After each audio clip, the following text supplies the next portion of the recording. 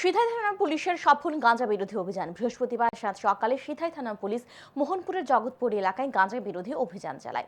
Jagatpur bypass road সংলগ্ন এলাকায় গাঁজা বিরোধী অভিযান চালিয়ে এদিন প্রায় 25,000 গাঁজার গাছ কেটে আগুন দিয়ে পুড়িয়ে দেয় আরক্ষা কর্মীরা। অভিযানের নেতৃত্বে ছিলেন মোহনপুর মহকুমা পুলিশ আধিকারিক সব্যসাচী দেবনাথ।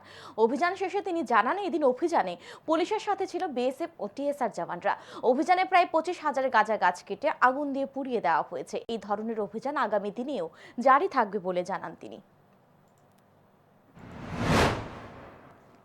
আমরা আমাদের গাঁজা ডিস্ট্রাকশনের নেশাবিরোধী অভিযানের অঙ্গীকারে আমরা আজকে জগৎপুর মোহনপুর আন্ডারে জগৎপুর বাইপাস এরিয়ার মধ্যে স্টিল ব্রিজের কাছে প্রায় 25,000 গাঁজা ম্যাচিওর এবং প্রিমেচিওর গাঁজা গাছ কাটি এবং আগুন লাগিয়ে দেওয়া হয়। এটার মধ্যে 104 battalion BSF, women TSR, 7 battalion TSR, Sidhai পিএসএর স্টাফ এবং অন্যান্য স্টাফরা ছিলেন। আমাদের কোনো রকম বাধা প্রাপ্তি হয়নি। আমরা সুন্দর মতো করে এসেছি এবং ভবিষ্যতে এরকম অপারেশন চলতে থাকবে।